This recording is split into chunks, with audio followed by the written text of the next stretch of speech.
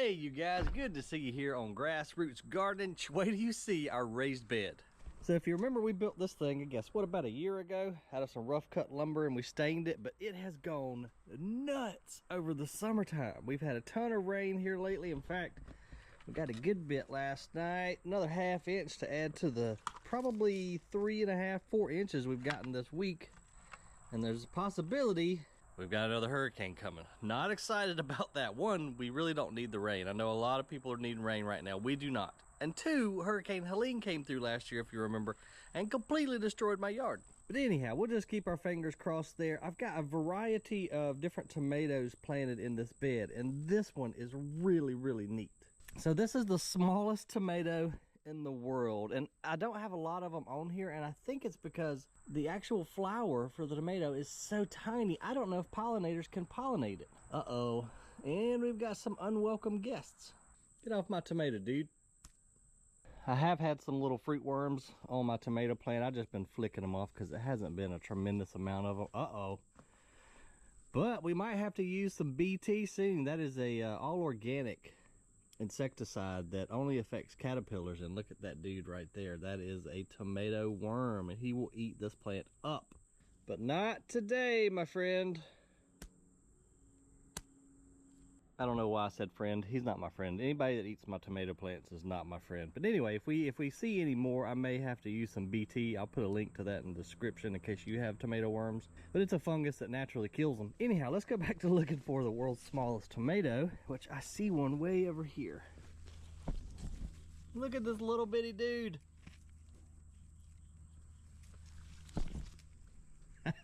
How cool is that? The world's smallest tomato. It's called Spoons, and I think I got it from Baker Creek Seed Company. Ow, mosquitoes are getting me already.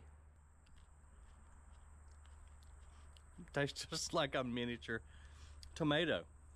It would take quite a few of them to make you a BLT, but it's kind of neat. I think it'd be great in salads. But since we're not getting great pollination, let's see if we can help the plant out a little bit. So this little dude right here is a tomato pollinating wand. It vibrates when you hit this button right here, and it emulates a bumblebee. Kind of puts out the same frequency as an insect would.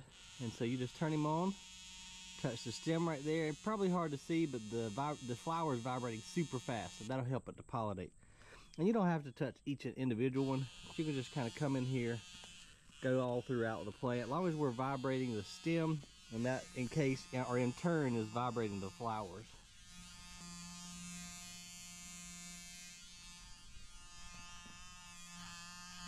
I used to have to do this when I was growing tomatoes in a greenhouse during the winter because there were no pollinators, and I had to pollinate every single tomato plant every day, and I had 200 tomato plants. Uh-oh, there's another dude. I don't like using any insecticides, especially out here. This is an all organic raised bed, so I really just try to stay away from insecticides if I can. However, that BT I mentioned earlier is an organic insecticide. We've got a Phil's 2 tomato coming on here. This one was, let's see, where's my tag at? I can't remember. Sun Sugar cherry tomato. It's delicious. I have eaten 1,000 of these things off this plant this year. Our beans are doing crazy good. I believe this is the 1,500-year-old cave bean. You can see the flowers there. It should be putting on beans any day now. It's gotten massive and kind of grown together with our other varieties of beans. I'm not going to make this mistake again next year. I'm going to plant the beans over in the garden and let them climb up the fence, because they just went nuts and covered up my whole little raised bed garden this year. I went ahead and cut the corn down because it was done, and let me show you that. I'm not super impressed with my ornamental corn growing skills. The stalks got huge. They were 10-foot tall plants, but this was the results. I only got 5 little bitty ears of corn off of it. I mean, they're pretty, kinda, but they're just too dang small to even use for decorating. I grew them for Sarah so she could use them for fall decorating, but even she, I think, is not gonna use them. Neat colors on them, though. I do like the colors of the kernels. This is called Glass Gem ornamental corn. It is a pretty little corn, but the again, the cobs just didn't get very large.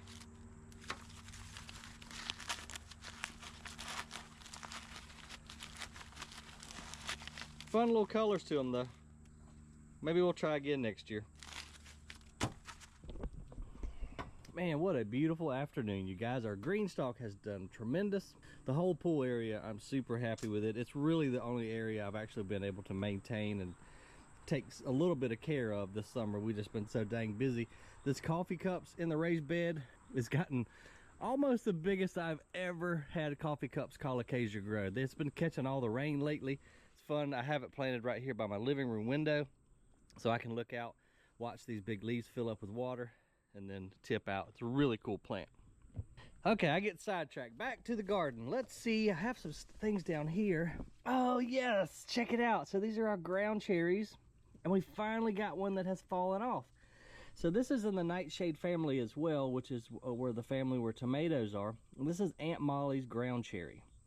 This is the first one that I've ever eaten, and they have these sheath that grow around them. I think some people call them husk cherries or husk tomatoes, because they have this almost tomatillo cover that grows around them, and then when they're ripe they fall off. Let's try it. I'm excited. Let's see. So I guess we just have to peel this husk off. I think that's ripe. I don't know what color they're supposed to be. We're gonna try it anyway.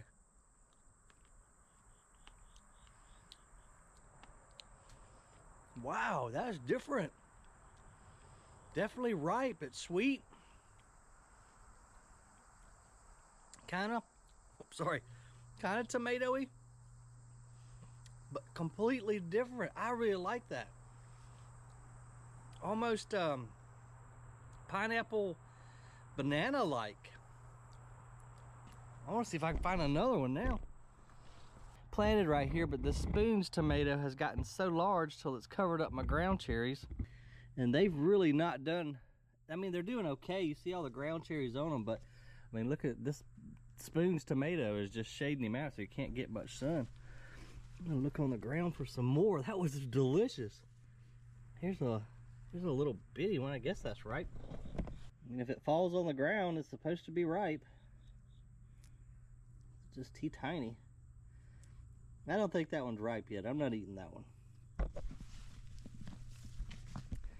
That's so cool, man.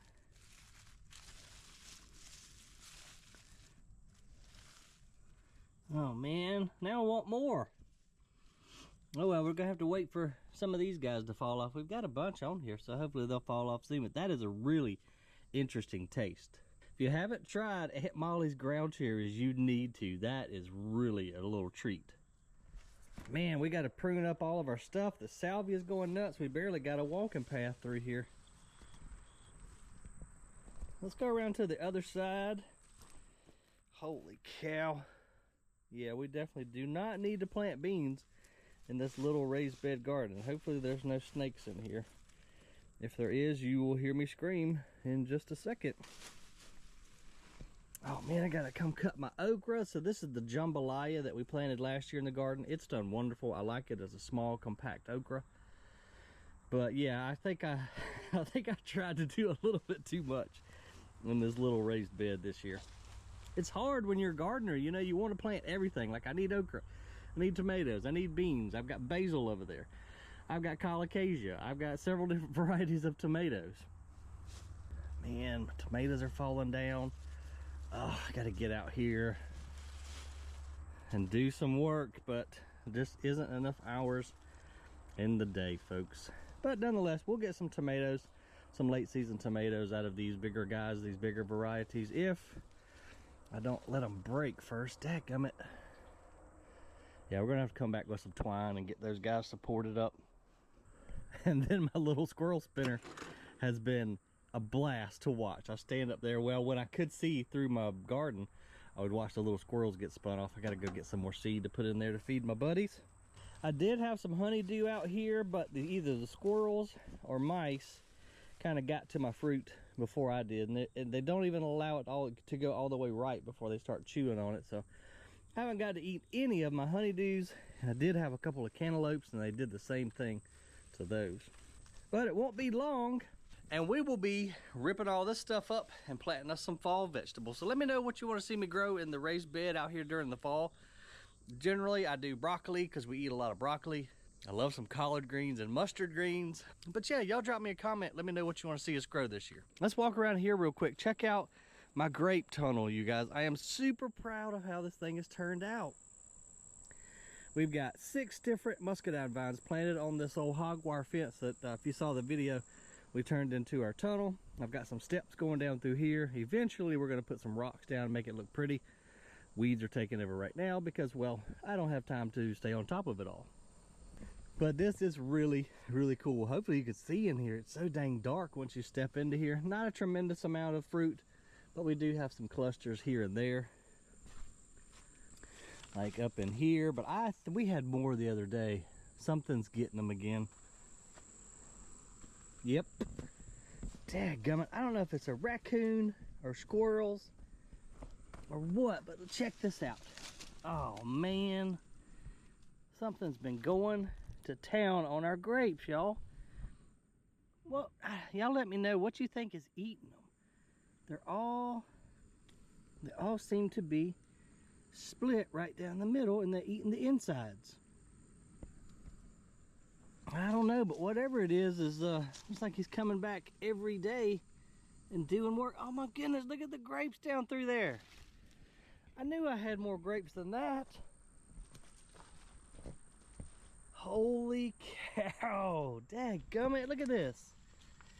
He's eating everything, and this one looks really fresh. What in the world, y'all? See some little bite marks right there. You think mice are doing it?